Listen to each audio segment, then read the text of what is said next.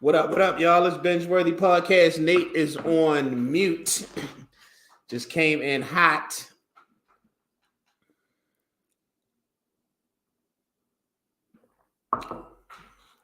Nate, I think you on mute, bro. Yeah. Hey, nothing I just said. Phone was on mute the whole time. So welcome to the Binge-Worthy Podcast series. I'm your host, Nate, with the other host, Mr. G. Oliver, and we're here what up? on this frigid spring night. Spring has officially started. Just a couple of things before we get into this crazy conversation today. One, please, and if you're an artist in the Baltimore City community, please like, share, subscribe to the Artist Exchange page. Even if you're not in the Baltimore, Maryland area, please like, share, subscribe. We have some events coming up geared towards artists. We're doing some relaunching, rebranding right now, and I want to include as many artists. If you're a visual artist, I have a series starting. We'll be connecting with some non-traditional areas in the DMV area to bring you some great visual art. And as well as we have some auditions notices coming up for some projects that we're doing also. The Blueprint project will be in effect very soon. I'm working really hard, filling out some grant information and hoping that we get that, as well as doing some work with the actual writer, Miss Dr. LaTanya Valencia Moss. So definitely stay tuned for that. We have a number of other projects. We will be promoting a number of other plays and music projects that are coming up with other artists that we're connected with. And we had a great time last week at Center Stage. We got to set up and talk about all of the shows on the Artist Exchange Media Hub station. And that was an enjoyable time. We got to watch a play that was very interesting, to say the least. But we'll talk about that later on. But how you doing, Mr. G. Oliver? I'm doing pretty good, man. I can't complain. Can you hear me? Wrap my head. Yeah, I hear you. Can you hear me? Why can't I hear you? Oh, you can't hear me now. Okay, hold up. Is your volume up? We having all types. I'm about to check it right now. We having all types of. Keep going. Hold up. Yeah, I'm not sure what's going on, bro. Can you hear me? Can you hear me? Testing. Everything, all the levels are good on my end. You still can't hear me? So it must be me, because I can't hear anything. I can hear you. You good. It's my phone. So you keep talking and I'm gonna switch. I'm gonna switch cameras, so you keep talking. All right, cool. So I had a good week. Been catching up on some stuff, specifically catching up on some shows. Still, the one we talking about tonight is the one though. Like that's the one that's still, man. I'm gonna wait for Nate to come back before I start getting into that. But that one, Donald Glover Strikes Again is the best way that I can say it. Still have not seen Creed 3. I'm kind of disappointed about that. Took my students to see Shazam today, and that was actually really good. It was really good. Did not do well. So that was an issue. I mean, I'm sure that is going to be an issue in the new DCU. Shazam was really good. It just it did not do well. It's actually got a pretty decent rating, critic wise. The audience score is pretty high, but people are not going out to see it. But it was a decent film. What else is going on? Has anybody seen that show? Unprisoned. I actually did not finish watching it. I saw the first 3 episodes. I gave my review on the first 3 episodes last week, but did not get back around to watching the rest of it. So if you're here, tell us in the comments if you saw it, what you think. I've heard some mixed reviews. I thought it started off really slow, but I was really hoping that it was going to pick up, and I'm not sure if it did. So that's I've heard some mixed reviews. Yes, I can hear you. Okay, perfect. I plugged up the wrong phone. Wishful thinking. No, what episode were you speaking about? It I came on at the end. No, I was just saying that I still had not finished Unprisoned, so I was inviting people who might be watching in the comments to let us know what they thought if they've seen it. Okay. I gave my full review of the first 3 episodes last week. Interesting, but yeah, once you watch more, then we can talk about. So we can get into some more of that. I was telling them also, I still haven't seen Creed, but I took my students to see Shazam today, and that was really good. It was really good. But it's interesting because it had a horrible opening weekend. It made far below the original one, although this one I think has a higher critic rating and about as high an audience score as the same one, but people are just not showing up at the theater to see it. Yeah, I think people have gone back to watching. I don't want to say TV, but the streaming. I think streaming is cutting in on movies, like theater movies. I don't know. I don't know. Every time, because every time we think that, because I certainly thought that during the pandemic, right? And I was one of those people that was really, I was all for stuff coming out on streaming. I actually, we don't have to talk about this right now because I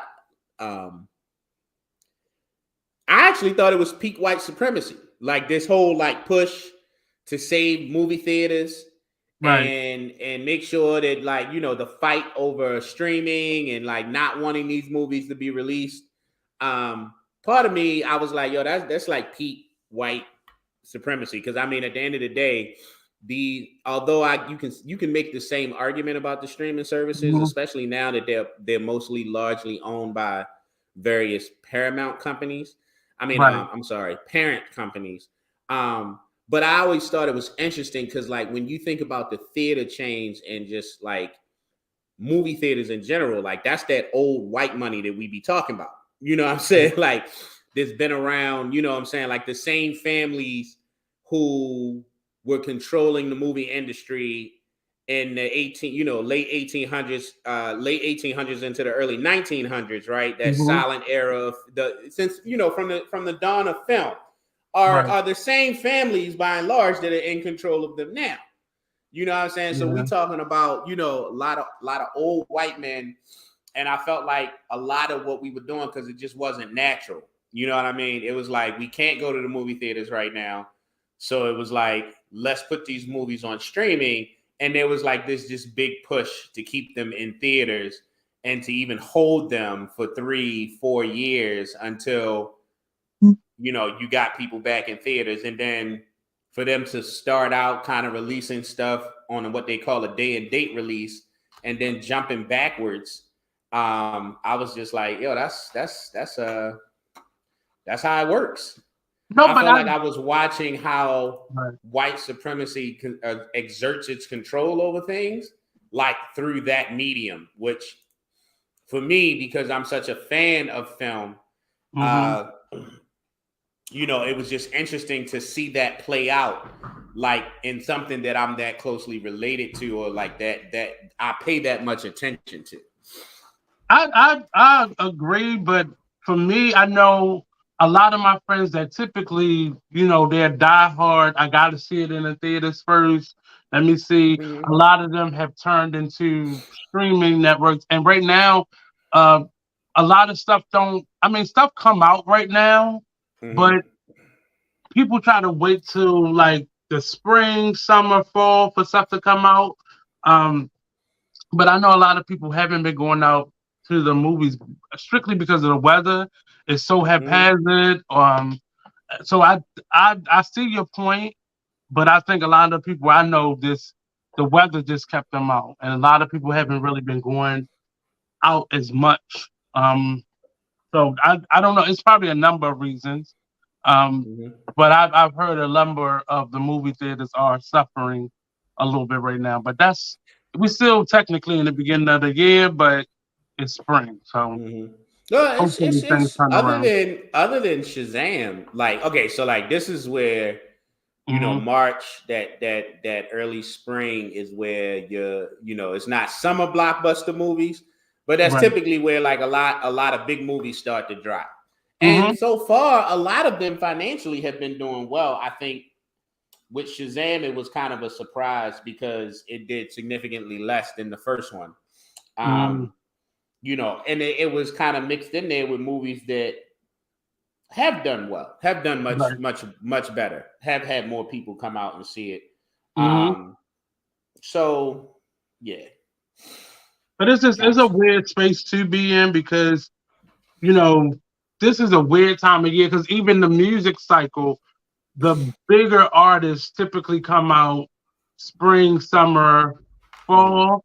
Um, and like the new artists typically come out around this time, or if you have a big enough following, you can still come out. But yeah, I'm sure things will pick up once the sun sets in Oh yeah. and decides to stay for a little while, Mm-hmm. not just for a quick We'll see, but you afternoon. know, I feel like, you know, like other than the big blockbuster movies, because like I don't want to go to a movie theater when I'm um you know, like what am I saying? Like in the summertime when it's nice outside, I don't want Hmm. to go sit in no like air conditioned theater to watch a movie. I'd rather be out doing something. Oh Um, wow, so I think that it's used to be my I think favorite it's thing to do. interesting. I think it's really interesting how that Hmm. plays out. But yeah, Shazam, which I thought was really good. It was a fun movie. I thought it was right on par with the first one. I still, you know, like it just people did not show up to see it. So Yeah, I that's mean it that. happened. I think it just I don't know what right now the algorithm is off for everything because on social media you have to put thousands of dollars in just to get your stuff seen now, Mm-hmm. and we're competing with a lot of other factors. So I don't know, and these streaming networks have really, everybody got a bundle right now, and you can instead of you going to the theater, you can go to Amazon or Netflix or some other place to get your fix in. But I'm sure somehow it's gonna even out, Mm-hmm. or we just go ahead to get used to this new norm of uh, TV watching. But Mm-hmm. so I wanted to just jump right in there because uh, I don't know what the fuck George had me watching. It was very strange to say the least. And I was watching This is it. true. I was on the I was on the Mark train coming from DC when I first started watching it on Saturday. So I Mm-hmm. got through probably the first two episodes from DC to here. I watched probably like the first two episodes, Okay. but it was jumping in and out. So I really didn't. I was mad. So I just was like, okay, let me just listen to it. So I was Why just were you listening to mad? it. I didn't really get to see it because we were, traveling the signal. And Mm. so I get home and I say, okay, let me start over and let me watch it. Well, I go to live cast it to my TV and it jumps ahead. I guess it was a couple minutes it jumped ahead. And the first thing that I see was this young lady watching these two other people have sex. So I Oh, said, that was literally like the it was first about, 4 minutes. Yeah. it was the beginning, but because I was casting it to my TV, it kind of jumped ahead a little bit. Okay. And I said, but mind you, on the train, I wasn't able to see it because it kept freezing. And so I was just Yeah. trying to just listen to it in and out. And I'm saying, what am I watching? What is going on? And I found myself saying that throughout the whole piece, especially at the transition whenever a new episode would start. Uh-huh. I was it was weird to follow, not difficult, but it was just a weird follow. It Um, was. I got the connection right away. That was very apparent. But this was just a weird. It reminded me of, why can't I ever remember that series? Atlanta. Um, no, not Atlanta. Every season it was a different theme or a different storyline. So American American Horror Horror Story. Story, and then So it okay. reminded me of that season of um, American Horror Story where they were.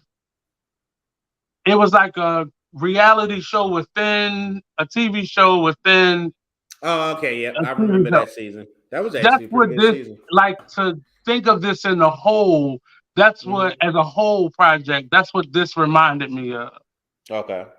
So it was like I was, and at certain points you would see you were in a TV show that was in a TV show, and it was just. And then what was so weird, prior to you saying something, I hadn't seen it anywhere. And then right after I watched it, starting maybe like Sunday, it was Hmm. just one person after another was like, "Oh, you should watch this. You should watch this." And then you start seeing it on social media, and everywhere I went, everybody was talking about it. Either people saw it or didn't see it and wanted to see it, or it just fucked people's mind up. Just what the hell you What got me watching? what'd you think of it? I mean, I don't think it was bad. So I posted on your page like, "What the hell you got me watching?" I And I saw was that. like, I'm gonna leave him there because he ain't gonna know where I'm coming from today. But it was so weird to just. First of all, I have to give kudos to the young lady. Dominique Um, Fishback. right. I remember her from Power, Yep. and a friend of mine reminded me of another movie she was in. But I remember her specifically from Power because she didn't play like the same character for this, but it was the Hmm. same kind of like feeling throughout the film. But okay, what the fuck you got me watching? Down is on you. So to answer your question, I don't know. So we're Cause talking I was about watching it and porn, I was like, what is this? So it's right? funny. So I, you know what I'm saying? Like I mentioned Twitter being a place where I get a lot of my information, right? And this seems like So some Twitter shit right here. This seems the like show, Twitter well, producer. what happened was the show debuted on Friday. All right, so it Mm-hmm. comes out on Friday, and either late Friday, like going into Saturday morning, or Saturday, I can't remember exactly when. I I think wake it was up Friday.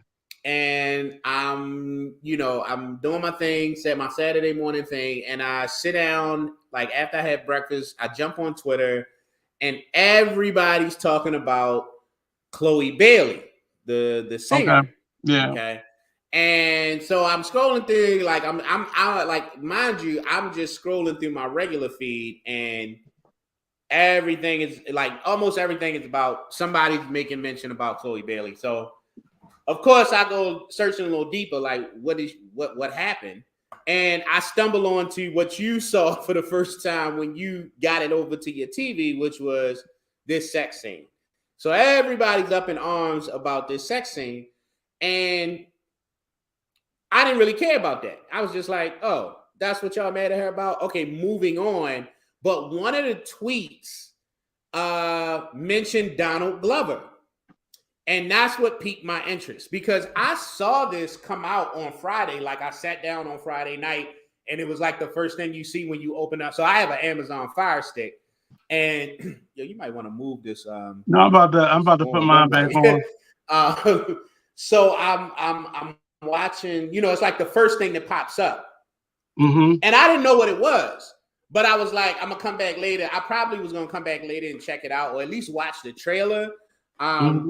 Because it's a black woman, so why wouldn't I?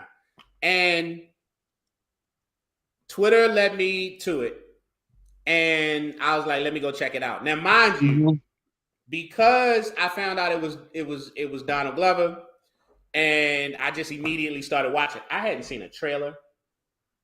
I hadn't seen any writing about the actual show. I had no idea what I was watching. I had no idea what I was getting into, right? Like, I had already seen the little sex scene because everybody screen recorded it and put it on Twitter. But now I know it's Donald Glover, so I'm now my interest is peaked. So I sit down and start watching it. And I was like, within the first like 30 minutes, I was like, what the hell am I watching? And then, spoiler alert. So we talking, you saw the whole series, right? So if you have not seen Swarm yet, you might want to stop and come back and check us out later. If you have not seen Swarm, we about to talk about it in full spoiler mode. So this is your spoiler warning right here. So she kills the boyfriend. And I was like, holy shit. And it was like gruesome. And then it was like some weird shit right afterwards. And I was like, hold up, yo, what is going on?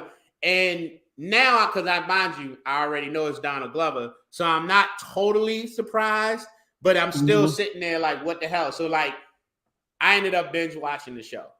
And yeah, I watched it all Saturday. I loved it. My only issue with the show, I thought the acting was great. I thought that the weirdness of the show worked. I loved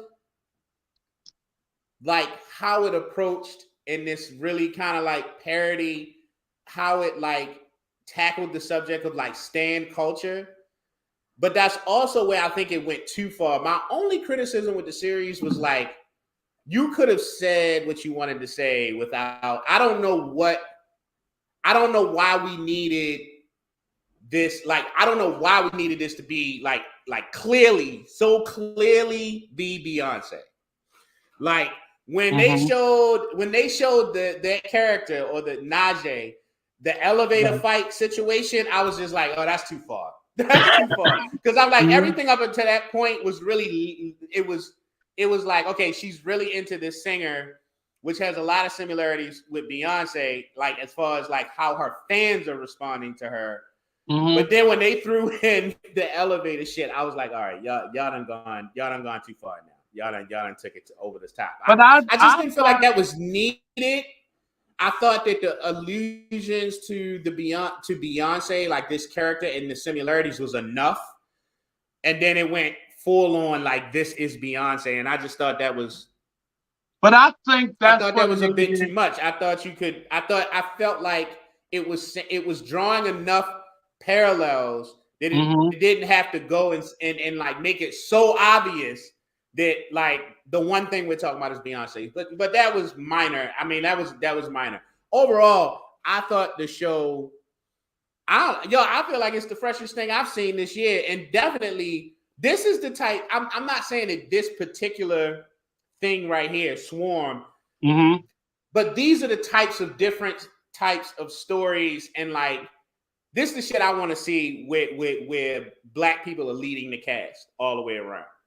So, or how, yeah. Two things for me. So I'll address the second one first. I automatically said whoever the director of this was needed to be the director of the reading off the bat. Because it had a healthy blend of new faces, some familiar faces that you would like. Billie Eilish, and was it Chloe in it or was it Holly?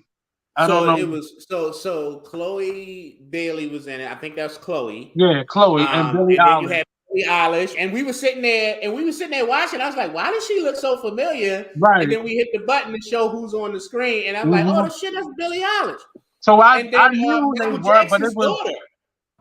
but it was a healthy blend of Paris Jackson.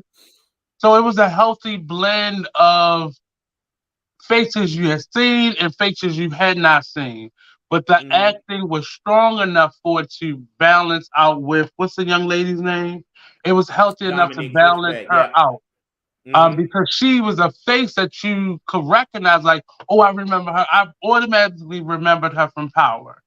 But she wasn't so well known that it was blatant. And I think Power was, I think, her most one of her most music. I remembered her from Power. I remembered her from Judas and Black Messiah. Yeah. And then apparently she's done a few things she's done a lot of stuff on Netflix. That and this, and I haven't, and I don't think I've seen those yet. But she became one of those Netflix, and you remember when Netflix one of my favorite actors right now. Right. She was one of those, she's killing it. She was one of those actors that Hulu that the Black Messiah came on, or was that Netflix? The Black Messiah was HBO Max. That was one of the shows from the pandemic that went straight to HBO Max. Each one of those platforms started this thing where they were recycling a lot of their actors, and she became one of those. Well, that's definitely Netflix. Netflix is known for not known. I think what it is that Netflix will work with. I don't know if it's an acting thing or producing, directing thing, because I know, especially with their shows, I've seen where they've Hulu was doing it. Hulu and I'm sure all of this thing. But it was a moment where you started, because they were being put in so many different things, you started recognizing that, they was this and this over here and this over here. But that was my first thought. I wish they would have said, hey, let me direct this, Monique. Let me do this for you. Let me make you better. Because I think it would have just had a healthier blend. But on the other side of it, I really thought making it overkill was like putting Twitter and Instagram and Facebook in a movie. It was like casting a Facebook, Twitter, Instagram movie. Because this is... Because sometimes I'm looking for new artists to interview and new artists to follow and support, and I'll go through Snapchat, I'll go through Twitter, I'll find these interesting little rabbit hole conversations, and I've heard people talk about how the Beehive will swarm on your page. And you cannot be on Harriet Tubman's internet talking shit about Beyonce. But have you ever seen it though? I physically saw it happen in real time, not just like screenshots of it. But I had never seen it though. And I've seen it. No, recently I had seen it. I actually saw it on this guy. He was going live and he was talking about how dumb Beyonce was and how Like he was Oh going in no. on her. And in a matter, this man was on live for maybe 20 minutes. Within 5 minutes of that 20-minute rant he was doing, all you saw was bumblebees. All you saw was beehive and Beyonce, like written out 100 times. How And long did it it take was, him? How long did it take them to run him off the internet? yeah, but he was trying to like talk through it. He was talking through it.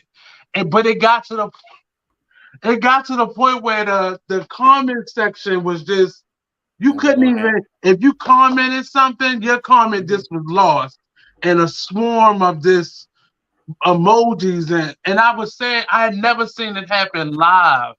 And he was Mhm. getting so mad. Like he was so angry.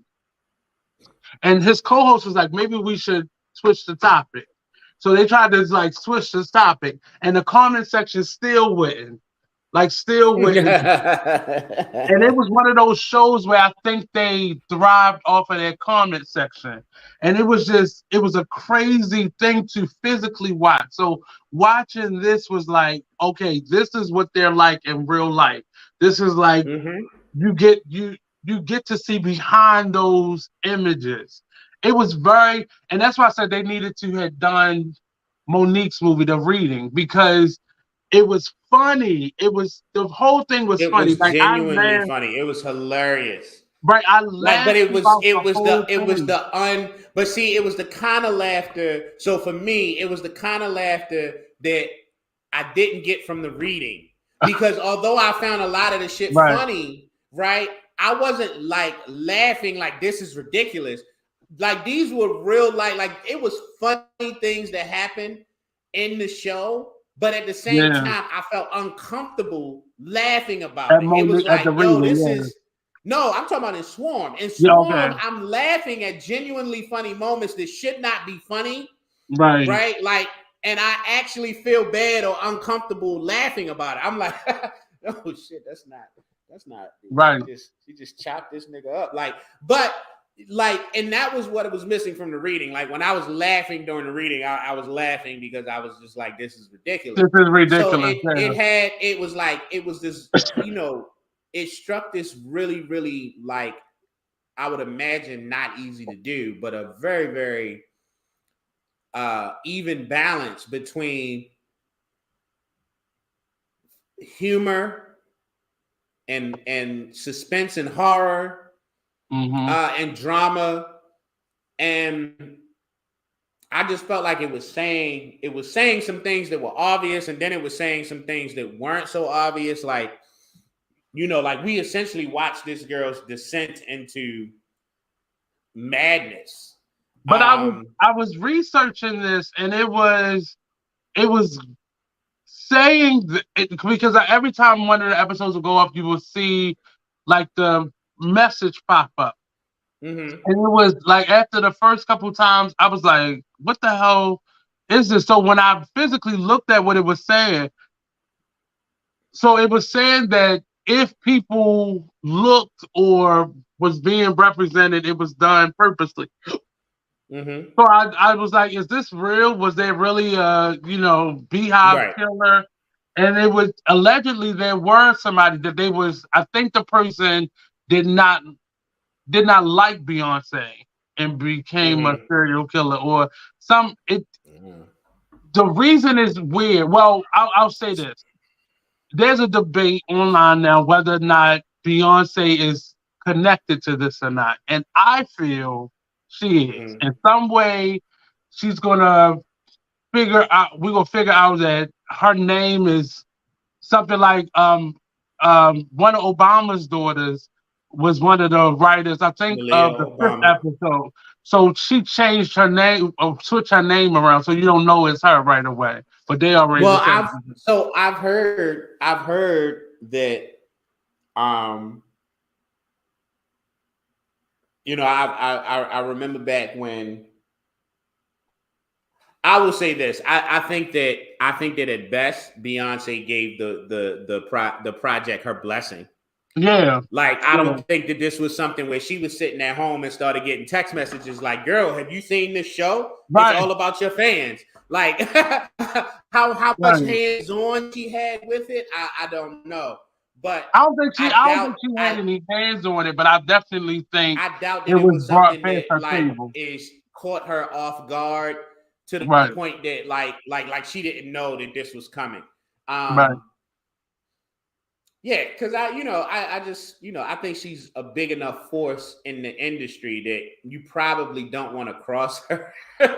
Yeah. Well, this was similar to like Dreamgirls, like her portraying Diana Ross and how angry Diana Ross allegedly was about being portrayed like this. But I was it just I'm sorry, I put some ginger in my lemonade and that shit kicking back right now. Oh, that's your drink for tonight, your lemonade. I got some half and half with some gin. You about to be off. My mind was this off.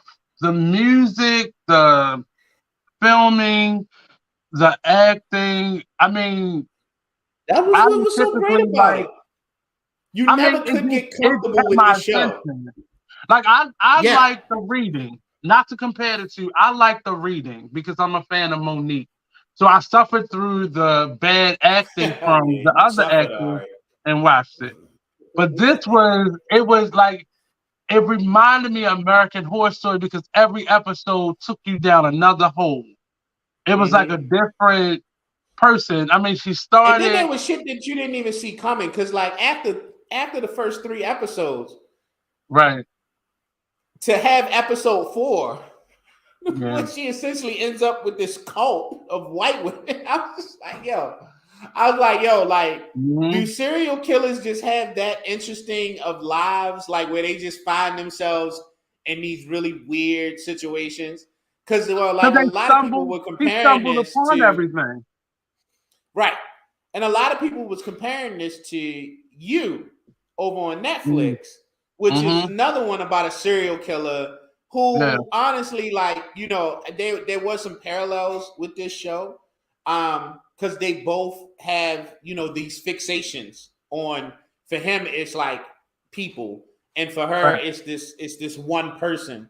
But no, like, I loved it because it was so like random. it was fresh, it was random as hell. So you never could get comfortable with the show. Because every time you felt yourself getting comfortable, it just went in a whole nother direction. It's just in a whole nother direction.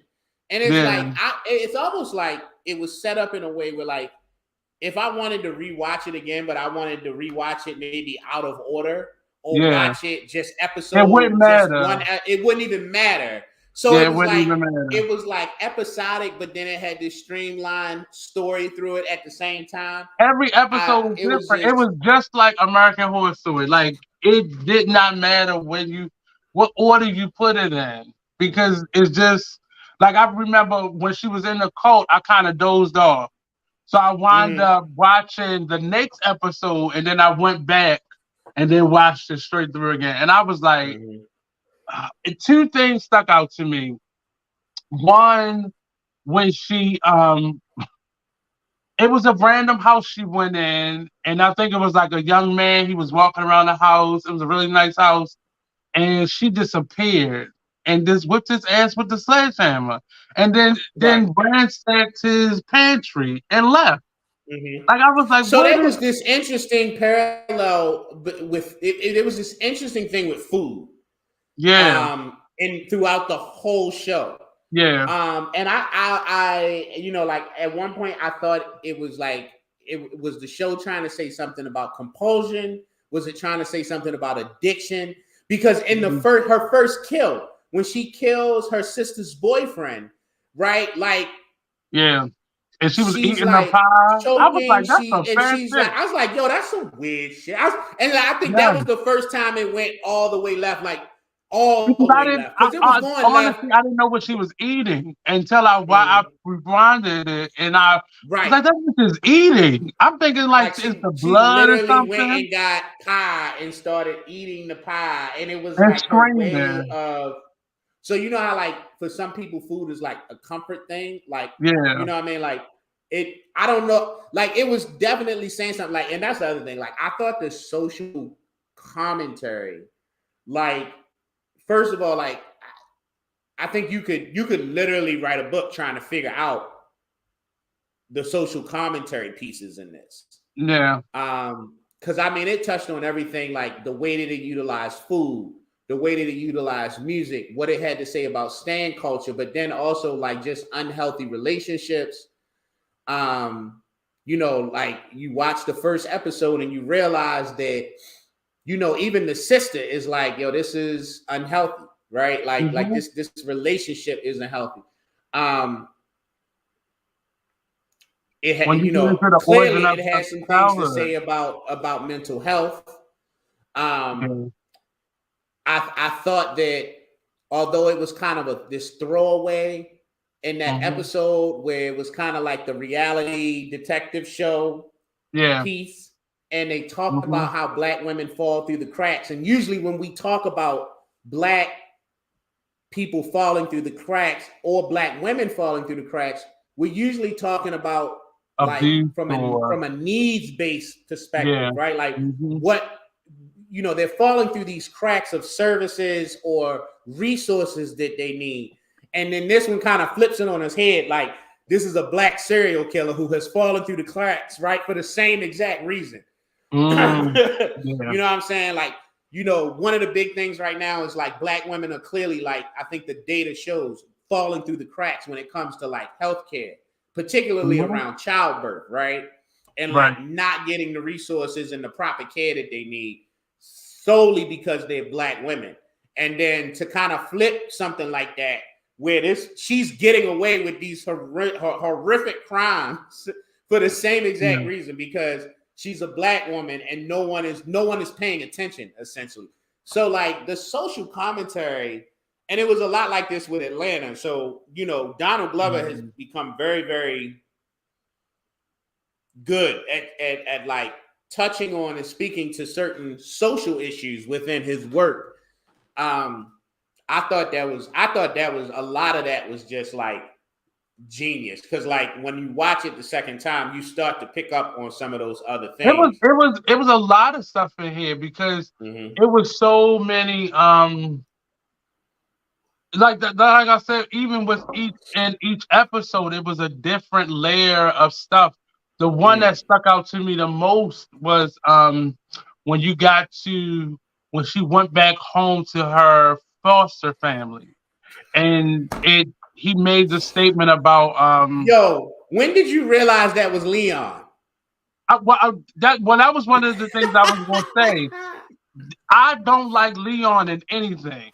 I don't. I have a horrible Really? story. I have a horrible story about going to Atlanta to the theater festival in Atlanta, the arts festival in Atlanta, and watching him sing Boy George songs. And I've never liked him since then. As not as a person, but just as an artist. I don't want to see him do nothing.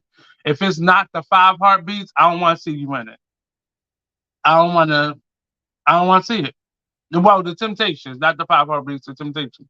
I don't want to see you. I just had a horrible experience watching him sing Boy George songs. And he's like 6'5", 6'6", singing these Boy George songs and these white like lapels and shit. I just had a horrible experience with him, and I think it was crazy. But but it's a real. Oh, his thing must have went off. But I that episode with Leon, where she goes back home to the dad, to her family's house, her foster family's house, like that's the one that really stuck out with me because you kind of see what her issue was. Why I don't like Leon? I think he is so cheesy. I think he is Oh wow. I just think Leon is just I know the ladies love him, but why he is so why what you say? Why he's so you said huh? He's so underrated. I I hear people saying that a lot. Oh, he's back on here. I hear people saying that a lot, but I'm just not a fan of Lee. I'm just not. I'm sorry. He annoys me. He irks me. But even through this, I think he played his position. Like, but that episode, as I was saying, George, I really appreciated it because I grew up. My mother was a foster parent, and eventually she started adopting children. So that aspect, she often got the children that people sent back or that were about to age out. And it was very interesting to see how it wasn't necessarily their fault because she was strange before that, but it was Mm-hmm. the fact that the caseworker knew something was wrong and nobody wanted to fix it or anything like that really spoke to what was, you know, a problem within the foster care. And he said it. He said it. He was like, he regret taking that first check. Like it was the check for him. He had lost his job or something about him losing his job. And they wound up getting a foster care child to take care of the bills. And look how they were living. Like they lived in a really nice home. So that happens to children. That's the part of this series that really stuck out to me and that was really it was uncomfortable to watch. No, outside of his looks, he's an amazing actor. Okay. So Like I I said, thought if that he's was not one of those in great things. uh-huh. I'll let you go ahead on your No, Leon I was bashing. my this is Crystal. Crystal is Black Roses from the I'm She podcast that comes on Saturdays at 11 a.m.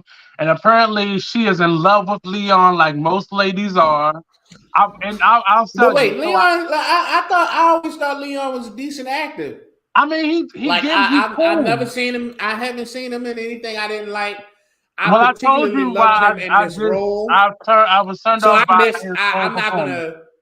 I'm not gonna make you repeat all that No, because it was my traumatized. things froze up The on my problem was end, so I I went to missed your. Atlanta with a group of women who knew he was performing, and they when I say Mhm. these women were screaming and hollering, and he was singing Boy George and other '80s style like pop music songs, and I was like, "You too grown for this shit," and I had to sit. I had to Oh sit through that whole boy. damn. People were walking out. That's how bad it was. And he made them lift the lights out, and more people started leaving. I was like, this is crazy. Get me out of here. But anyway, that episode really stuck out. I was traumatized. It really he really I mean that episode really stuck out to me because it really like you said there was a lot of messaging through this social messaging through this and that was one of the things Mhm. people taking advantage of foster kids and it was something So wrong with yeah. her, and not So like nobody yeah, ever got it her help. touched on so much. Yeah, that I It mean touched that on was that. just the It one that stuck touched out on to me the that. most.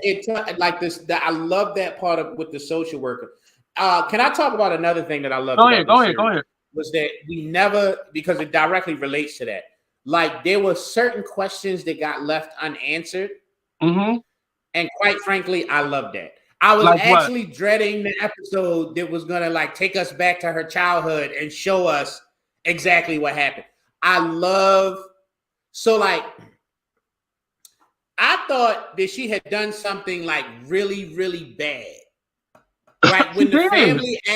When the family asked her to leave, like when they asked her to leave the funeral in the first episode, Mm-hmm. like I You was thought she sitting had there killed like, her. oh no, no, no, no, no, no. Although we gonna have like let Okay, pin that thought. okay. Um, but no, with the family, I was actually really surprised when it came out that really all she did, she attacked a little girl. She attacked a girl because she thought the girl was like attacking her sister, right? That said And she, I always she said thought, she stabbed her. Yeah, she stabbed her. She attacked her. She Oh, stabbed her. that's something Like bad. that's a little weird. I That's always grounds thought for that you to was a get the hell out of my weird. house. I don't know. I don't know Oh, though. I don't yes, know. that's grounds. I'm gonna be honest with you. Like if we were to adopt right now, and they, like my kids and the adopted kid got really close, I'm just gonna chalk that up to like, oh, they didn't know that they was playing like that. Like, Oh, I well, don't know if that's we something I'm gonna know George like the kick her hood. away for. George like the Not hood. I like the We know hood. that. Not I like the hood. That's I'm just some saying. gangster shit right But I there. mean, but typically, but And you my got thing your is like, children in the house with her? No. no, but I'm saying she never hurt her sister. Like she hurt a little girl who from her perspective was hurting her sister. Mm-hmm. Right? Like you hurt my adopted sister that I'm really close to. So I was actually surprised at like the subtleness of like why they ended up like giving her back. Because I just was expecting that it was going to be something like she hurt her sister. Or you know how like when you first go in the home, one of the things that you realize is that they had a young son who died. Mm-hmm. And I was like, that's why they got maybe her. they think, I was like, maybe they think maybe she was responsible for that. But, no, the way they said it, like he had died before they got her. So eventually, so yes. So like you come into the home and you see that kind of like obituary or the ash, the thing with the ashes in it, and you realize that they had a young baby that died, right? And so I'm like, damn, maybe she did something to the young baby. Eventually, you do learn that was a child that passed away before she even came into the picture. But it was just like when you watching everything she did up until that point, you just kind of it takes you in this place where you just assume that she must have did something really fucked up. But she stabbed somebody, George. I want you to make that clear. She stabbed somebody. She didn't stab. Yo, she didn't stab. But you have to, and this is so part of the reason I understand why because some people get the children for the check. So if you got that child for the check, and this bitch and the mother wound up telling the story where they had to pay thousands of dollars back, and I guess because this happened. And that's cause, especially if I didn't get you because I just absolutely wanted a child to love, and I got you because maybe you was gonna pay this mortgage when I lost my job. You gotta go. The funny thing, that was the father's story, right? But I didn't get that from the mom. Yeah, but he seemed like her motivation. I didn't get He was like, of course. I mean, he's the husband. You know, he's the head of the household, whatever. But meaning, like it didn't feel like it was the mother's choice to leave her or get rid of. It didn't seem like the mother's motivation was the check. You know what I'm saying? Like she really wanted to help, and a lot of what happened was a result of like how her husband. Because she even talked about how her husband thought this was weird, or her husband thought that. So, but I thought it says I thought that it was great that it touched on that. And then when you get to the episode with the social worker. And the social worker's refusal to really kind of delve into whatever trauma she had gone through that landed her in the foster system. So you kind of go through the whole show where there are holes in the backstory, right? Like you don't really know. But see, when stuff like that happens, I always think it's gonna be a sequel. Whenever I see that, I always feel like there's room for a sequel. Like this really could have been a movie. Maybe. It really could have been a movie. But I like the fact that they made it an episode. When you think about how it's laid out, like how the episodes play out and how there are like almost every episode is it's unique own thing to a certain degree. I actually don't think it would have made a great movie. Because they would have had to answer a lot of those questions that you have. It would have. They probably. No, I don't want them to answer the questions. That's what I'm saying. That's why they probably made it so it could be standalone episodes. The show is still living rent free in my mind because of the questions that haven't been answered. Because those questions we don't know what happened to the make you want to talk about it. It makes you think about it. It makes you talk about it. No, they clearly said that the sister committed suicide.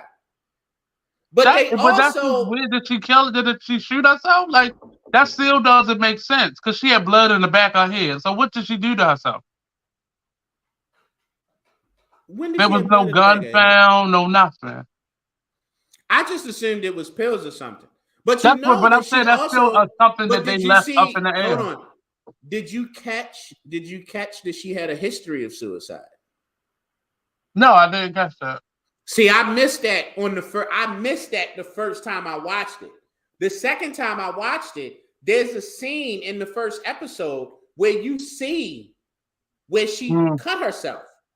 Oh, I thought that And was a tattoo or something. Dominique Fishback's character, like, took her hand, was kissing it, and she was like, listen, yo, it's over. You don't have to kiss that every time you see it.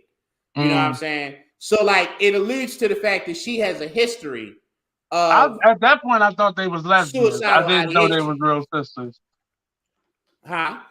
At that point, I just thought they was lesbians, or the girl had a crush on her roommate. Mm-hmm. So I didn't even catch it. No, so yeah, at that point, I didn't know what the hell was going on. I'm be clear with you. And episode 1, I had no idea what was going on. I didn't see her fucking the white boy. I I think didn't see episode that 1, coming. episode 1 for me, I thought I knew what was about to happen. Right. I thought I I knew, just but thought then, it was going to be like this.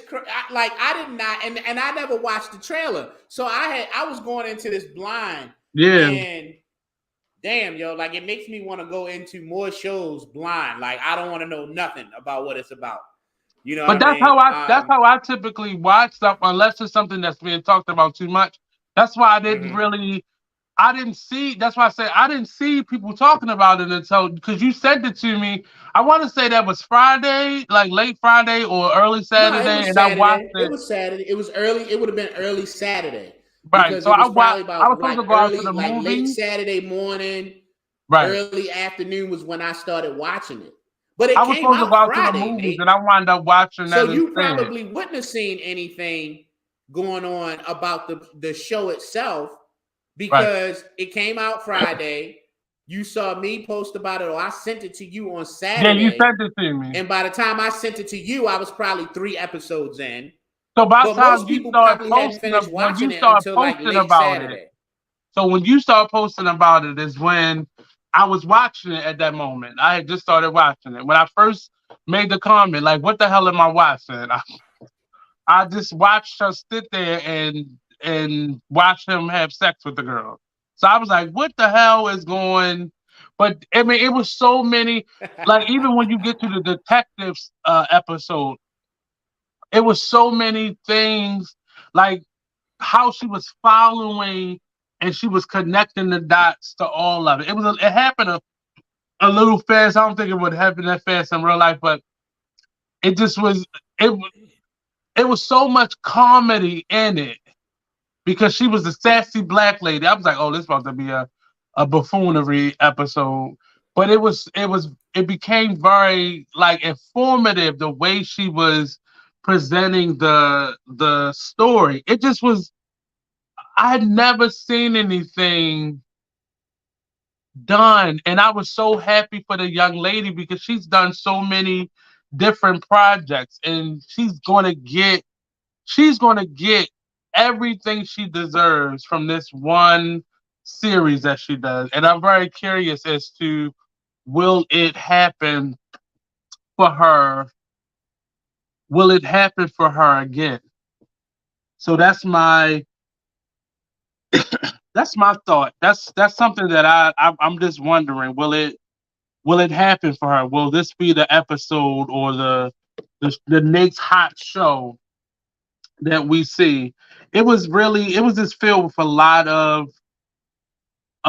of this good commentary, a lot of good talking points, a lot of good I don't know, like, and again, well, this is a TV show, so it's different. So I really feel like they're gonna bring this back in some way. Because it I didn't hope end with not. her being arrested. I But thought it did. it didn't. It ended I with her thought in it the did. back of the car. So Or did that they was use going to be her my to take next her to the question. police What did you station? think about the ending? What did you think about the ending? Because So But you TV, it remember was great. you remember when she bit her, right? Yeah. Okay. So my interpretation of the ending was similar to that. That what we were watching, right? Like what we were watching from her point of view is not what was going on. Mhm. Because that's a key point in the show, is that throughout the show, you start to realize that she herself is an unreliable Delusional. narrator. Right. Like Right. her viewpoint is very It's very unreliable. And yet delusional. we are, as the viewer, we are really brought into her viewpoint of things. So like that whole scene in the club where she thinks she's eating, she has reduced her idol down to food, and turns Yeah. out she actually bit her. Yeah. Right? So Yeah.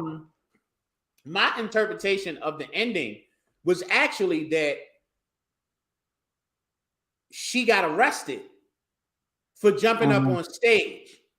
And the comfort comes in the fact it doesn't even matter to her at this point because she's finally achieved her ultimate goal, which was to meet her idol. Yeah. Right. So she jumps on stage. She has this moment. Did you catch that it wasn't like when the singer's face, it was her sister? I did, but by that time, I got the illusion part, but I was like, oh, they're setting us up for another Nah, season. I don't think so. I actually I think I have a that it feeling, was and I just was I think wrong it was when with purposefully that left. other show that came on, but I think it was purposefully left like open ended that way. But my interpretation of the ending was that there was some type of catharsis that happened with between her meeting her idol and mm-hmm. kind of like something with her sister. Maybe because I felt like she definitely was carrying that guilt, feeling responsible around her sister's demise. But then the very next scene, right, is her coming out with Najee or the artist, and they're like in this embrace, but both hiding from the flashing lights as they go to the car. Very reminiscent of like, I thought that was like, for me, I interpreted that as she got caught and was in her, like, my friend he was so pissed off because he doesn't like stuff like this. Like, mm-hmm, it was not that he doesn't like to think, but he was like, this shit is too complicated. Like, it's crazy. And it yeah, was just one thing after another. So we was watching it, and by the end, I just felt like it was her being arrested now, right. or her being killed. And now we're going to, I really thought it was her being arrested. I didn't even That's go. what My I friend thought. thought it was I she thought had it was got her killed. being arrested. I thought that the scene where, from her perspective, she's walking out with her favorite artist, Uh-huh. and they're hiding from the cameras and the lights, is like it's very reminiscent of how like people come out in handcuffs when it's a big thing A and like there's a courtroom or bunch of, something. yeah, like I felt like her comfort in the car was really around the fact that no matter what, like she has now been on stage, has shared this moment, which was her whole motivation was to have a moment with her favorite Mm-hmm. artist. And once she got it, it was just like everything else is a relief. So for her, it's a comfort. It's like, yeah, she's still here with me. You know what I'm saying? Yeah. Like, I just thought that it really did a great job, like bringing us into like her illness. She was Yeah. just like, I know people like that. That was the scary part. Not so much that they have a focus in delusion or they are stuck on a character, but her Mm-hmm. behavior. Like, she was very short with people, Mm-hmm. especially men or just people who were not, like, her first question for half of the movie was, "Who's your favorite artist?" And I was just like, Mm-hmm. "This bitch about to kill this person." I caught on like, "Okay, she about to kill this person. This person's about to die." Like, that was it. But then I realized she was specifically killing certain people, and because of that, and the fact that she was snacking throughout the whole movie, that's Mm-hmm. what got her caught. Like, when the whole strip club scene, I want them to erase that. That shit was crazy to me. I said, why would they have this girl up here? She was, and the girl said, hey, we want people walking out the club grabbing their balls, not scratching their head. Like, I was like, what is going on? So I thought it was hilarious because, like, the first time you see her on stage as a stripper, it Yeah, is so awkward. I It is was, so I out was of place. lost, I was just sitting there like, huh? so Who hired gone. her? Like, what the fuck? But then by the end of it, like the next time you see her on stage, I was Mhm. like, I didn't know what was going on. I was like, so wait, did she learn how to do this? Could she do it all along? And she just took this woman's advice.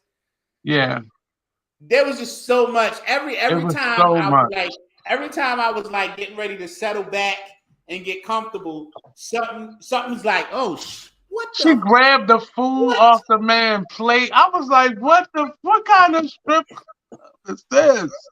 What is going on? But see, I'm gonna also tell you, up until that point, I thought I knew what was happening. So she kept thinking about this Reggie character. So the Right. Reggie character was the heavy set guy in the Mm-hmm. movie.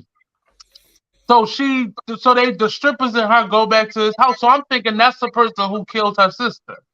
Mm-hmm. But then when they show him, I was like, this can't be the person that killed our sister. This big ass teddy bear. But that was somebody who commented online. Who So made that a comment became online the about her thread, sister yeah. killing herself. Yeah. So I'm thinking that was the person who killed her. The Mm-hmm. the other part that threw me completely off, and I thought it was funny, but it was a horrible joke. Like the guy that she met, I forgot how she met him, but he wound up being like a security officer that worked at Uh-huh. the concert, Yeah. and she locked that man in a fucking freezer, knowing that it was food in there. Like she made this man eat, Well, he like had this man, already like look, clearly, like I can't eat this by stuff. that point, by I'ma that point, he had die. already relapsed. He had already Right. relapsed because they had the whole little love sex scene, That junk was so food. wrong It though. was so it was so odd and so weird. And like that's what I loved about the show was that I was just like the whole time I was just like, what am I watching right now? Like when I thought it Why couldn't am I go, watching this? Is when what I I kept when I saying. thought Why? it couldn't get no crazier, it Mm, gets crazy. it gets It gets crazier. more outlandish, but still maintaining like its overall kind of like identity. But Like you I don't know used how the to word you describe it. used the word before. She was a very unreliable storyteller because she was taking us on this journey that wasn't going no fucking where, nowhere. And the Even funny up thing is, until when she the finally more that got I've into sat the with it now, concert. the more I actually disagree with you because I think the journey really for her was all about getting Get into the to concert. the concert. And here's the thing: it was like she bought the tickets in the beginning of the show, right? Yeah, And she doesn't go to the show because her sister kills herself. And then yeah. she buys tickets again at the end of the show. But most of this, No, she didn't buy no ticket. Or she did but buy then, tickets. Yeah, she did. so then everything in between that, it's Then like, she killed the so girlfriend. She became a lesbian and killed the girlfriend. episode four, she's getting ready to go to the show, and her intention is because it's an outdoor festival to try and just sneak in, Hmm. right? So you have episode four, but she's doing that She was so because real about it. She was like, I'm it's just kind going of to a sneak thing over the all gate. through the show that she's living from like person she kills to person she kills. She's stealing credit cards, she's stealing people's identities, and that's how she's supporting herself or funding herself, right? Right. So like the goal throughout the whole thing is like I'm trying to get to this Najee concert, right? But in the meantime, I'm killing people who don't like Najee. And one of the other things that got me was when what you was just talking about, the guy who had the nice house and she started beating him with the sledgehammer. She's like, Right. Who's your favorite artist? And he's talking He about fucked some his other knees little up. artist. You know what I'm saying? And when she was like, I got the receipts, and she hands him the phone, and he goes, nigga, Twitter? Because there's this whole thing about like, can you say disparaging and disrespectful shit about people or to people in the online space and then act like it don't matter?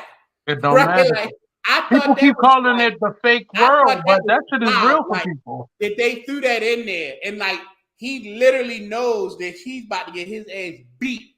And like even in that moment, despite everything that's going on, even he can't accept the fact that, yo, this about to happen to me because of some shit I said on Twitter. Yeah. Like, so like, yo, the commentary in the show is just out of this world, yo. I don't think there's. I It just was. It was like every time you thought you had a handle of where this shit was about to go, at all times I just was like, she about to get caught. When she was in the bathroom, like she was the big guy came up behind her, like she tussling with a big ass dude, like she is off. And I thought this gently dealt with mental disorder in a way where it was not teasing or it wasn't like overly exaggerated.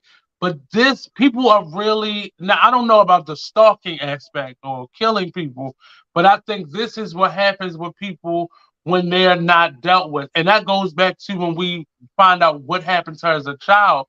Like nobody, they just sent her back, and then she must have just aged out the system and found her foster sister again, because it was very interesting.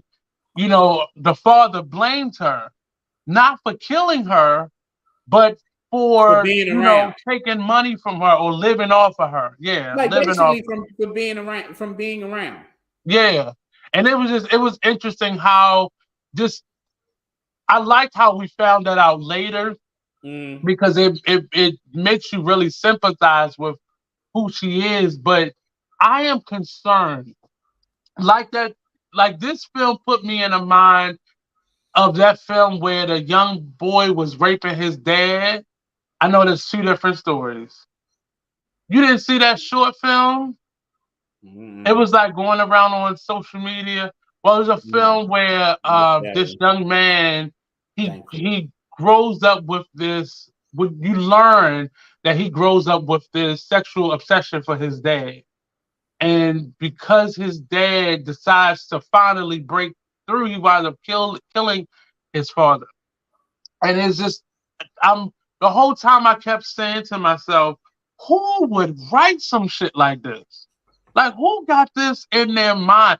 This right here, I can tell. Once they told me, like, I think Malaya Obama was in it, and Paris Jackson was one of the writers, and it was one other person they named. I understand because when you've had that type of obsession over you or near you, around you, like I'm sure the two of them knew exactly what that fear was, or having somebody chasing after you and you don't know who it is. Because this young lady, this felt like it was happening over time, but it was Yeah, crazy how like when long. you, And it she was was like just moving years. around life. Like, of course, she knew she was being at any moment she could be taken, but this bitch was still stealing cars, like stealing cars, and like I thought she was about to get caught at the ticket booth when she finally went to the concert, and I thought that was when she was gonna get caught because they was gonna figure out that she stole somebody else's,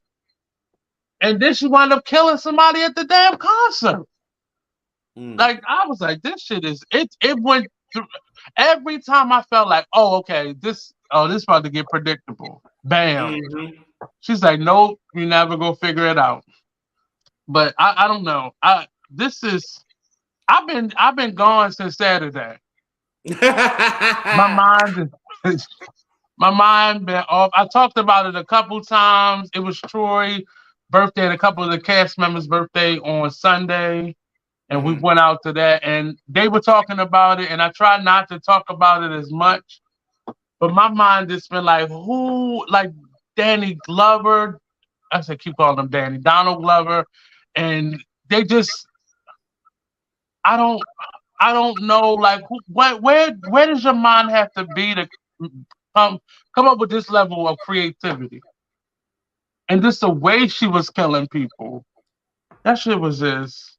I mean, I feel like it comes down to, first of all, I like, I think Donald Glover is a person who, no matter how much fame or fortune he attains, like he seems to be very, very more like interested and concerned when it, like, with black people.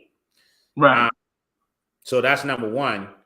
Number two, like, he's an artist, so I wonder sometimes if the difference between the artist and like the regular person is that the artist is willing to say it. The Yeah. unpopular thing, like, once you're willing to say that unpopular thing or that difficult thing, Mm-hmm. but once you're willing to say it or acknowledge it, then it becomes like anything else. You can start to imagine it in this situation, in that situation.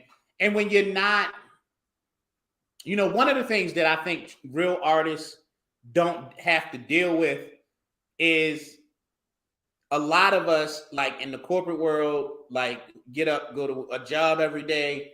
We feel the pressure to, like, mask certain feelings, emotions, and outlooks so that we Mm-hmm. can go along to get along. Right. And I don't think there's a lot of people that would argue against that if that's the course that you've chosen to take. But I think the trade-off Mm. is that what starts is like code switching, so to speak, or you like putting on your work thing, then becomes, as you do that 5 days a week for 8 hours a day. Right. Well, how long before that becomes you? Mm-hmm. You know what I'm saying? You adapt that behavior. Artists go in a completely different direction most times. Is that Mm-hmm. they want to say and point out what's hypocritical, what's wrong, what's not okay. What's And obvious? if you're the type of artist that's like, fuck it, I'm going balls to the wall, like, this is my art and I'm gonna figure it out. I'm gonna figure out how to make a living for myself from this art. Well, now you're 8 hours a day or 10 hours a day or 14 hours a day, 5, 6, 7 days a week in Mm-hmm. that mindset. So at what point do you start thinking about those things on a higher level? Because now it goes beyond, okay, I've said it. You know what I'm saying? I've written about it. Mm-hmm. But then how can I take it further? And like, the artist is always looking for a way to take it further, to connect it with more people, to connect it with different types of people. So you eventually just evolve into like, oh, well, what if it looked like this? And what if it looked like that? And I Well, think that Donald well, Glover you is like, begin to interpret, like, this is really, and this being transparent. I had to really take off for like 2 months, and this hurt me financially and just yes. creatively as well. But I had to take off because that's what was starting to happen to me in my studio space. That's why you see me here, because I Mm-hmm. had to separate myself from creativity for a while, because you run that treadmill of trying to interpret the realities of the world, and what Mm-hmm. happens is you begin to absorb that. That becomes your Mm-hmm. feeling and your Yeah. thoughts. And it really can leave you in a very dark space, especially if you have other underlying issues and topic matters that's associated with those things that you're covering. It really does. And imagine me being a teaching artist. So now you're in kind of a dual world where you're not only just creative, but you have to think with both sides of your mind at the same time. And now I'm trying to feel, and you're around these children who are constantly feeling and changing every single day. And it could be Mm-hmm. really a lot. So when I see stuff like this, so I never watched Atlanta. I believe I watched that, like, an episode of it, and that was when he was in the jail And was that the same thing where the guy was talking to the transsexual like it was a real, like a Yes. born Yes. woman? So Yes. that when I saw that, I was like, I can't watch this because that's a level of not that it was bad, but it was a level of reality I wasn't willing to sit and just laugh because I was saying this. I'm always stuck between what's funny and what can be hurtful to somebody, and I'm always constantly in that impasse mode where I Yeah. want, like, I laughed that was funny to me, but the reality that man had lied to himself to a point where he really thought he was talking to a cisgender woman in a male's jail in that But you know what moment. I loved about that scene? All the different perspectives. Uh-huh. Because you had the one guy on the other side, and he's just like, "You gay," Right. and then you had another guy that was basically like, "Look, man, it's not that big of a deal. Like, that's what you like. That's what you And like." that was Donald And Glover's then you character had, in the middle. and then you had another guy. Oh, and I loved the one guy who was like, I think he said something to the effect. The guy in question, he said something to the effect of like, "Y'all niggas in jail, y'all fuck niggas too." And the guy, like, very seriously Right. I and couldn't. It was comically, funny, but I he was like, turns this is back to him and he's real. like, "No, no, no, no, no, no." He's like, nah, nigga. That's not gay. That's jail. Yo, I fell Oh, all because the he way was like, out. no, because you talk to him outside of here, nigga. You gay. Right. Yeah, he's like, yo, like, what you do on the inside, but you was on the outside. But see, that was Yo, the but hard part about, and see, that's why I had to pause it because I was like, this is a real psychological experiment right now, and somebody gonna get conflicted watching this. you think Because so? that's the real, like, how can you, like, the one that was like, that's what we do in jail, like, you compartmentalizing your struggle, whereas though this man totally disconnected himself from that reality of what he was actually doing. And then I kept paying attention to the Donald Glover character that was sitting in the middle of them. Like, man, he had his own focus. Like, Right. I Like, just want to get the I fuck don't out want of to be here. here. Like, I'm trying to get out of Right, this. right. I just want to get the fuck out of here. I don't care about none of this. And that's the reality. That's another perspective in the world where some people care, some people care too much, some people care and they cross the And line of some people just caring. don't want to be in the middle of it. Like, I don't Right. want to And be in the then middle of this. yeah. Right. And that And and that's just the reality. That's why I went on this journey of doing this show because I was watching stuff and I could never be entertained by it. I was always so technically in the conversations. So that's why I really like reached out. Like I needed to do this because I wanted to be entertained, but I knew so much was about to start coming out that was gonna be more thought provoking. And I didn't anticipate that part. So now we're watching stuff like this really I after I finished watching this, it was probably like 11 o'clock. I was like, we gotta take a walk. I gotta take a walk. I literally walked down Maryland Avenue, around North Avenue, up Charles Street, and came back home. I was like, because I needed air. I needed air to breathe. Because I said, George got me watching this shit, and my mind gonna be racing. And it was listen, Sunday. I was this. you should have called me because honestly, like, that's We would have the been having this conversation Saturday night that's if I'd have exact, called you. that's exactly where I was. So I Like, was lost. I finished it and I was just like, yo, like, what did I just watch? But I even though I was still in kind of like a shock, I appreciated. Did you watch it straight through? I did watch it Okay, straight, yeah. and Yeah. I was just like, yo, I just watched something Yeah. horribly beautiful. Like Right. it was tragic. It was sad at times. It was Yeah. laugh out loud funny. It was gruesome, and yet it said so much about where we are as a society on so Yeah. many different levels. Like, and without preaching, just bits here and there. You know what I'm saying? Social worker has her little monologue here. Dad has his little monologue here. He ain't going to no whole big backspill. He was like, yo, that's what I get. Yeah. Looking at The you like mother. a pet and taking it. You know what I'm saying? All these, you know what I'm saying? And that's where the artistry in my mind comes in. It's like you hit these heartstrings without staying with it for too long or strumming the same beat the whole time. You Yeah, like it you would hit just it cut off just and go to enough the to next get thing. people like either emotionally moved or mentally like thinking, and then you move on to the next thing.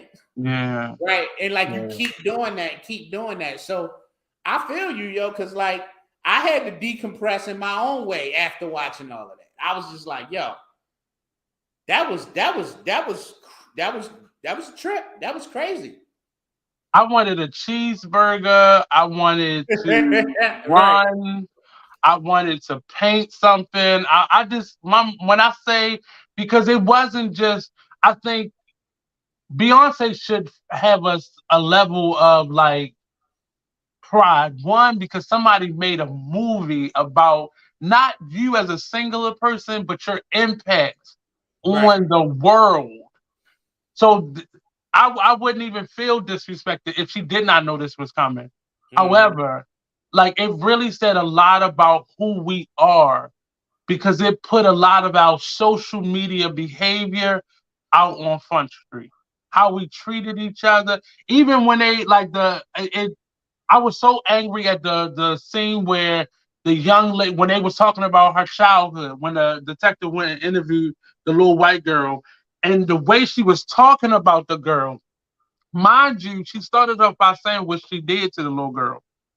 And the fact that you would then talk about her like she was so off and she was only responding to what you were giving her. Yeah, she was off and she may have went overboard, but she was responding to your behavior.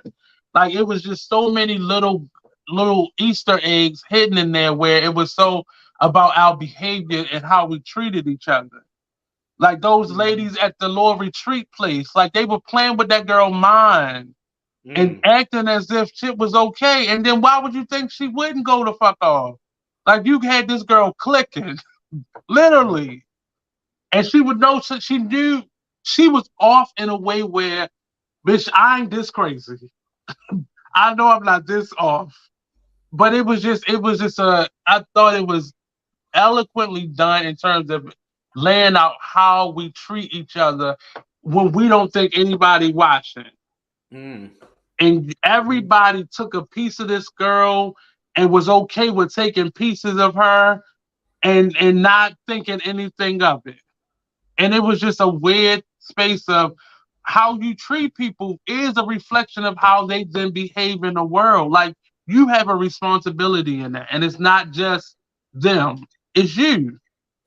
And I don't even think she was the catalyst for all of that, but it was just, yo, I was fucked up.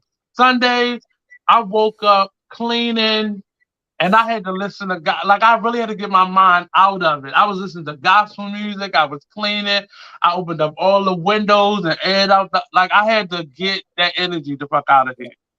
I said I'm not. So bad. Maybe down the line I'll watch it all through again. But maybe if it's snow or something, I'll watch. But not right now. I can't do it. I'm not. This is like, and that's what I was saying to you, like before, like the slave, quote unquote, slave movie has been replaced by these woke as horror Oh movies. my god! Really? Did you just call that shit woke? Oh my god! I'm just saying, but that's the that's kind of the lens that it's being looked through. Like I know it's a play on being woke, but yeah, Yeah, these I are feel new that. slave movies, in my opinion. Now, We didn't get it that way. We gotta get it this way. now, when you say the new slave move, what do you mean by that? Like, what do you think? How so? Because before I kept saying there were elements of history or Mm-hmm. culture that was being implanted in a lot of these horror movies. And it wasn't just get you gotcha, you did. But wait. All right, so I'm gonna challenge you a little bit on Mm-hmm. calling this like the new slave movie because here's the thing. Well, not I How do we loosely saying it that way. because all I'm gonna say is this. All I'm gonna say is this. I see the parallel. I understand where you drawing that parallel, right? Mm-hmm.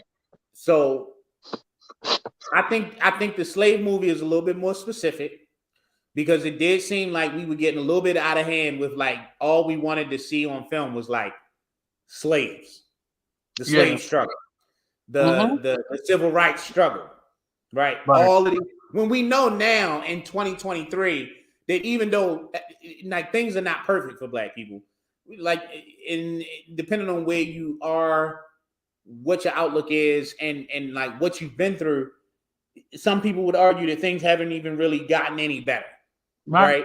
But Well, look at Florida and there are clearly more Texas. stories to tell than just slaves, right?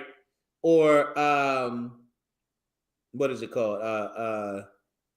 The maid, right? The maid and the butler, right? There's way more stories to tell in 2023. But what I would caution against comparing everything to the slave movie narrative is that there really is no honest way, in my opinion, and I could be wrong about this. This is my opinion. I don't think that there's a really any honest way that we can inject Black people into the main character narratives of any story being told, right? Outside of like a fantasy or sci-fi that can just disregard the history completely.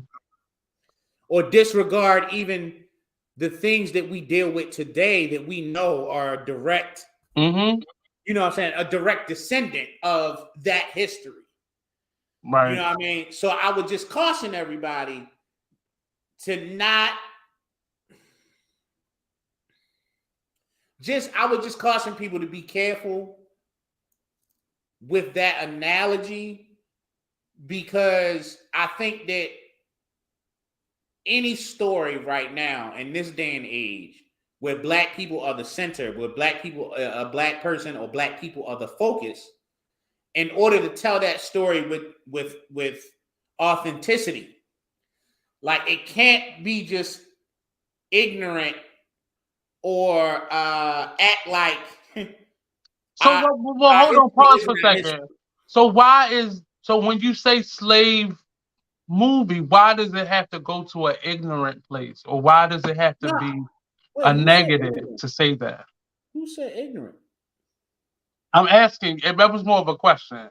Oh. No, I don't think slave movies are ignorant at all. I think what was ignorant about it was, I think there was a point where I think the Hollywood machine realized that there was a market for that stuff.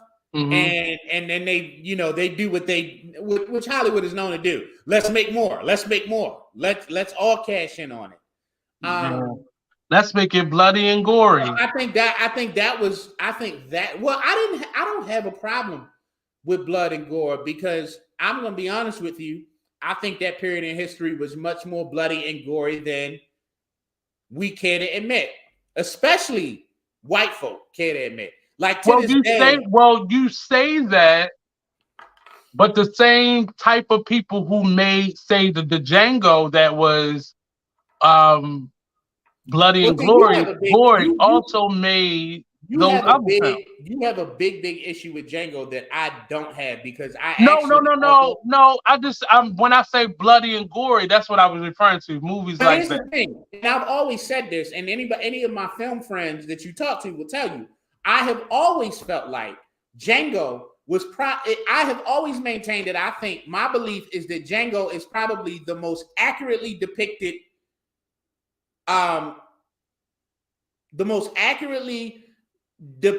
characterization of slavery that we have on film, because it was bloody and brutal, and because it held no punches in its language.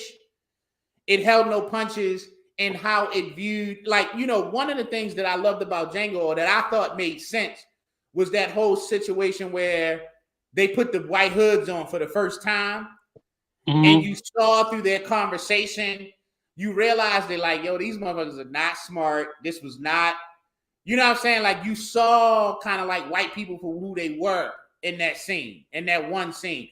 But regardless of how you feel about Django, I don't think there are too many films that have accurately depicted what it would have been like in a slave holding state or states like Django did, because it held no punches. And a lot of the stuff that we took is like quintessential Tarantino, right?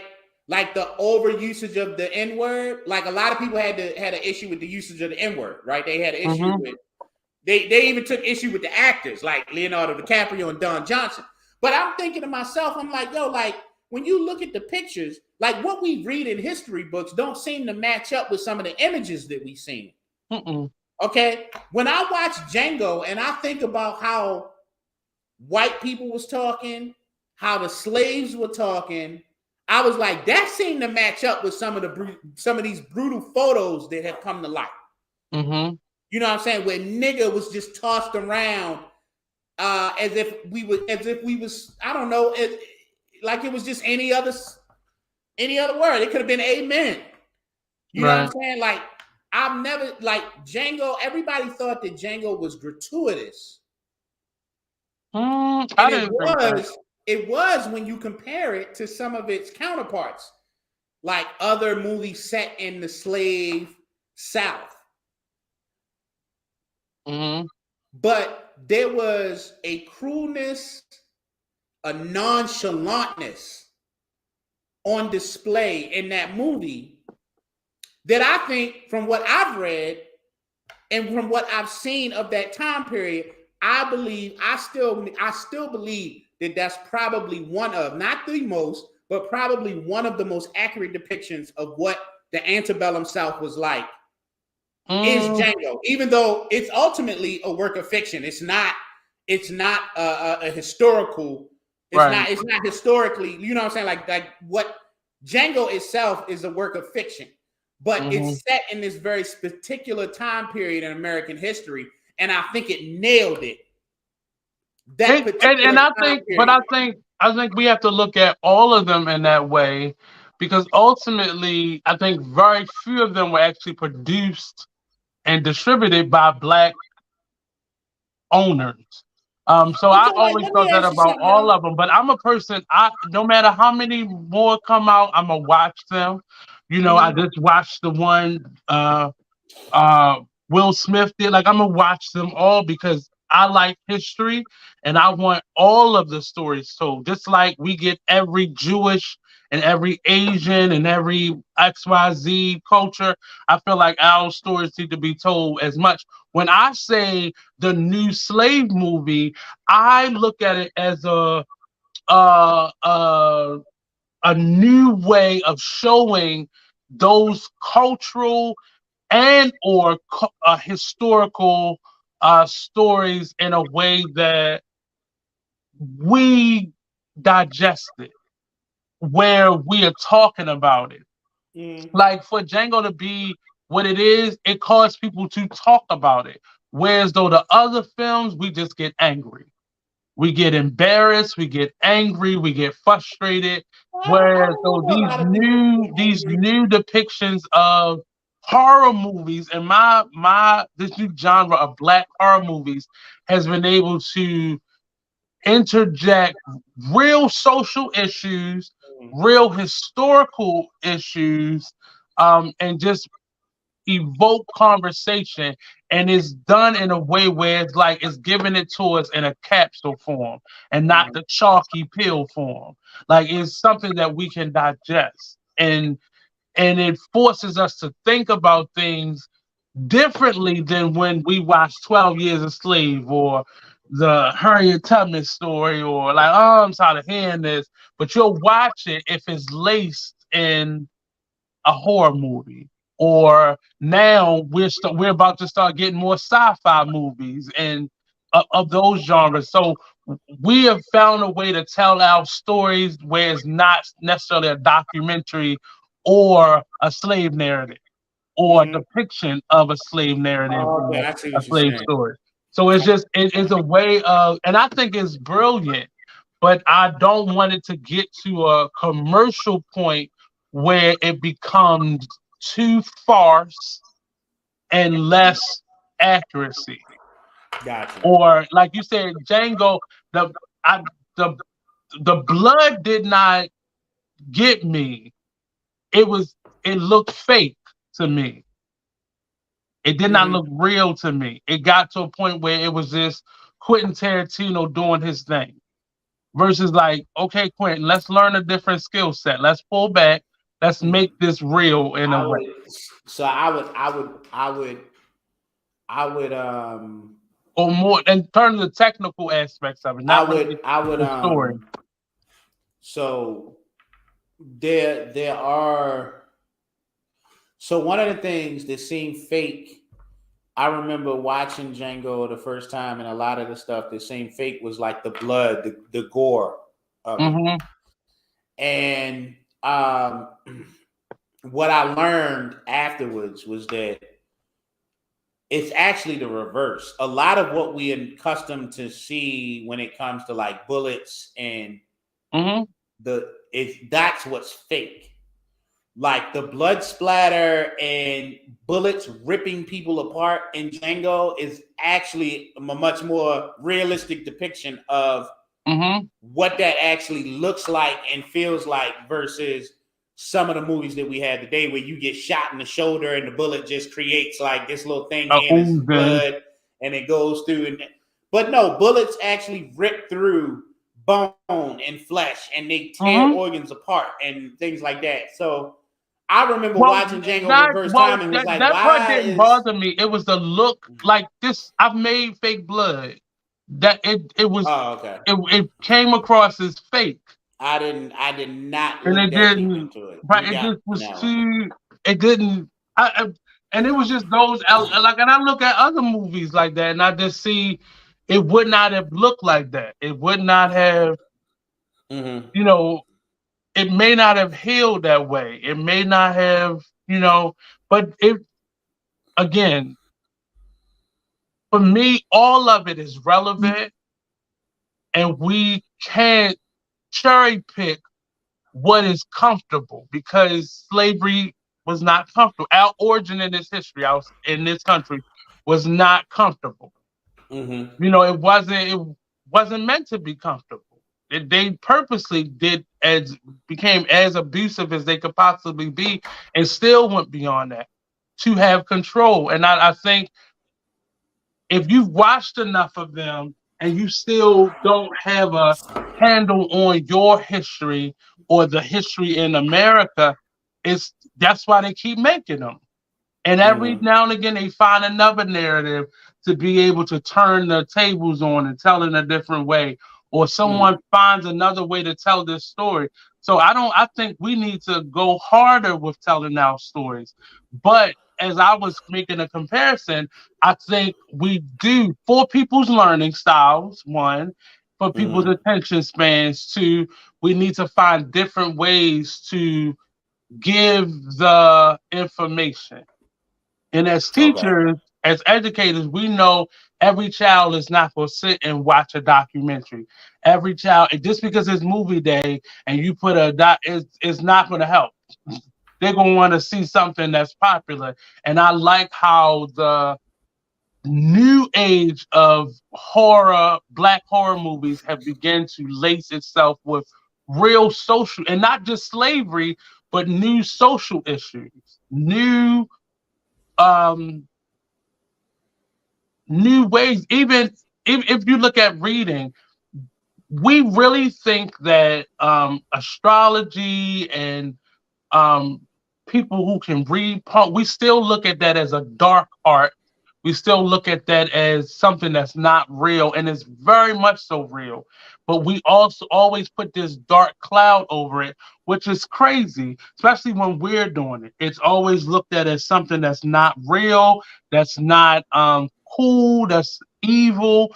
And I think telling those stories from both angles where people are playing with it and really doing it, I think is great to see. But lining our stories in lining our entertainment with our truths and our social issues, I think is very effective because it then sparks conversation and it had people talking about real life things that wouldn't typically go there. because they've seen it in a different way. So that's when I make that comparison, that's what I mean. I don't know about anybody else, but I definitely need more of that coming from the educational world because children and adults don't think those things are outdated and overdone and should be erased. And that's why people in Florida and Texas are so comfortable with our history and our stories being erased literally while we're talking. Mm-hmm. So that's my comparison, and that's why I value it. And now it's gone beyond just slave stories and historical accuracies to social issues in general. This series touched on everything Everything. from rape to abuse It to felt like it touched on everything. everything. Every social issue that we be talking about right now, body issues, all these things, it just Mm-hmm. seems like it touched on it in a different way. That idea of toxic masculinity and being a foster child and mental health and getting help, like everything, obsession. Our over obsession with celebrities is just anybody that would just to hell with killing somebody, like go off on somebody online because they don't like somebody you deem as a god. Like Chill. You it's better weird chill. to me. Be careful. You don't want the I beehive up didn't in say here. no You don't want the specific beehive name. up in here, yo.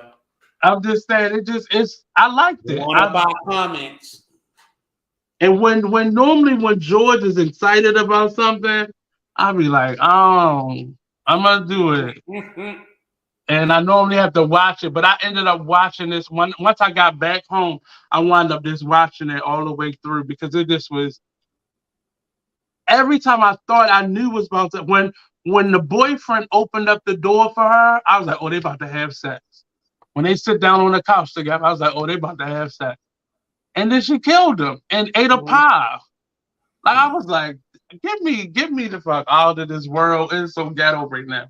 But Yeah, there was it nothing was in that. So there was nothing in that situation that made me think she was going to sleep with him. But I was not expecting her to kill him. I for some reason I never thought she was turned on by him, but when she went to the house after the funeral, Mm-hmm. I just felt like, okay, this is what he gonna get her this time. I actually felt like she was there to admonish him, right? Knowing that her sister took her life because of him. Mm-hmm. At the best, I thought she was just gonna like cuss him out, tell him about himself. Did a part of you think he did it? No, I was just lost. felt like it was clear.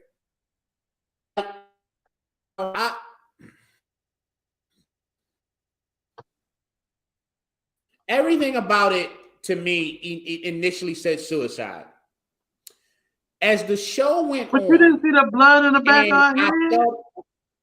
I don't remember. I gotta go back. It was blood on the pillow. When I she remember there shook being her, it was blood like on the back of the pillow. I don't remember.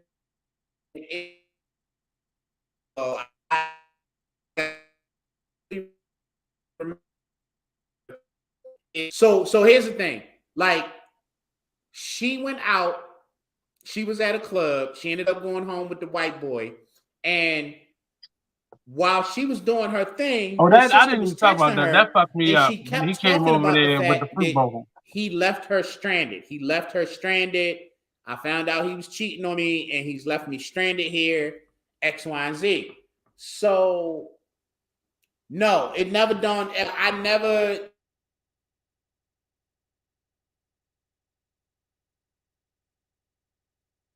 It really just that portion of it was weird to me because I didn't at that point I thought I knew what was happening. I'm like, oh man, like he did something to her. And that's why when I think we went into the second episode when she was a stripper, it got into the point of I'm thinking that that's why, like the guy, I think they kept calling him Roger or Reggie or something like that. Like I just assumed that he was the person who did it. It just was a weird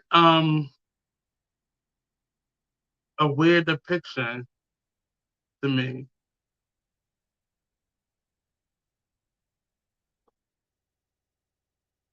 He's trying to get George back on.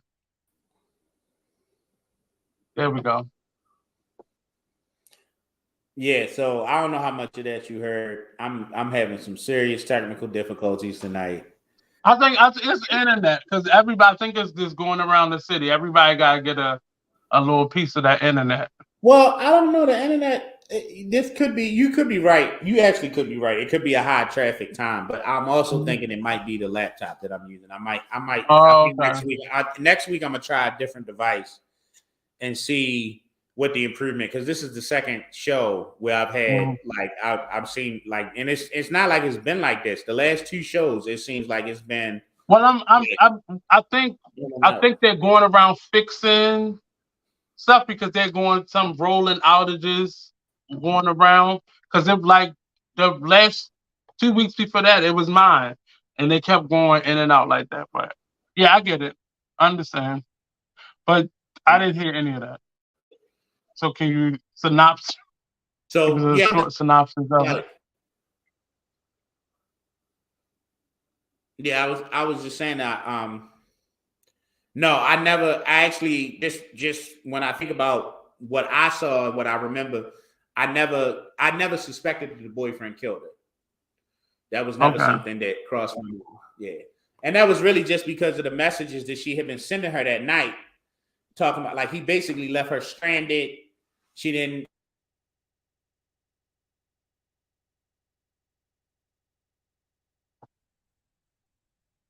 This all ultimately this was a very interesting and very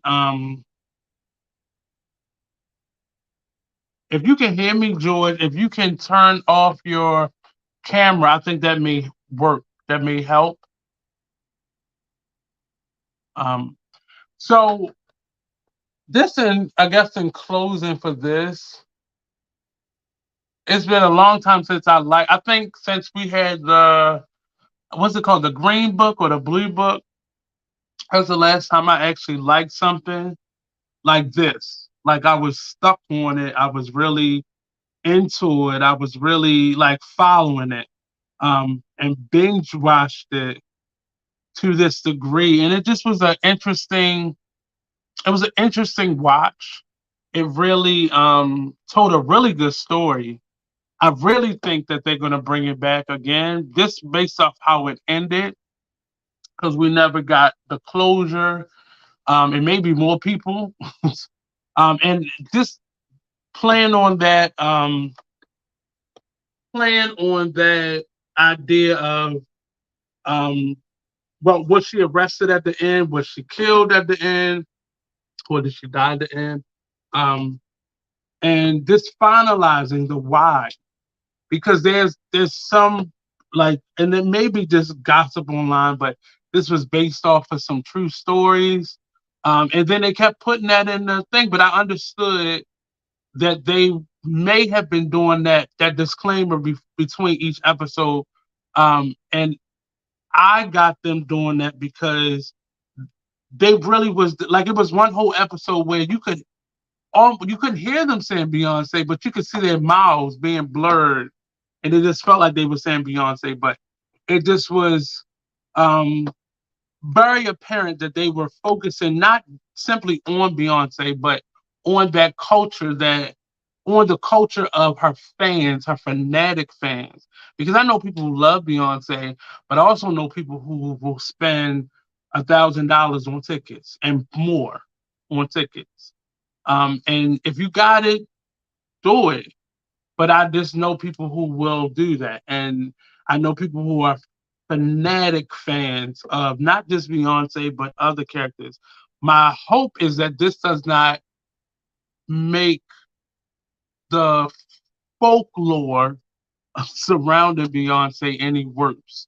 Because that's the part that I don't want to happen. Because we all you know, I hate hearing other black people talk about her being an Illuminati because, I hate that idea of nobody, no black body can be that talented without selling themselves off or something like that. So I don't want that to happen as a result of this film, but I think it was very interesting. It put social media into a movie in a way where it forced people to look at themselves. Because I saw a lot of people really feeling some kind of way about this and such. But yeah, I think George internet may have gone out, but we're going to continue this conversation. I'm going to try to continue it online, and we may follow it up next week as well. But I want to hear from you. If you like this movie, please let us know. Like, share, subscribe to the Artist Exchange Media Hub page on YouTube. You can also find Binge Worthy Podcast on Instagram and Facebook. Um, I'm gonna say by May at the latest, we're gonna start uploading our old episodes to digital platforms, and then our live shows will also be available on all digital platforms starting in May. Hopefully, the end of May, we'll start doing that once the website is complete. Um, but thank you for tuning in. Please like, share, subscribe. If you want to join us for a conversation, send me an inbox. You can send it on my page on Facebook or Bingeworthy or the Artist Exchange Media Hub, any platform. I have several pages. You send your message to any of those.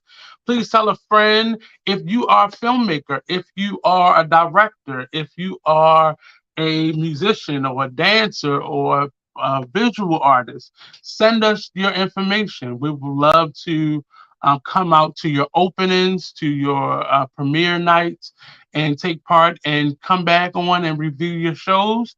Um, yes, that's what we're in the business of doing. So, yes, again, you can find me at Tay Media Hub. That's TAE Media Hub at gmail.com or at Scenework, SCENEWURK at gmail.com. Or you go to any of our pages and comment. You can send us messages on social media. I respond to those as well. If you want to be a guest, if you want to come on and review shows with us, if you have something to say, if you want to sponsor or advertise with us, definitely hit us up. On Binge Ready Podcast, the next show up this Friday, actually tomorrow, we'll be doing a short show with the Artist Exchange podcast. That's the show I'm on. And then Friday, we have a show for the platform. We have a 7-week series that we're doing with a young man named Alan Gray. He's an interesting young man, very smart and intelligent and talented. And we're having a series of conversations from the perspective of men.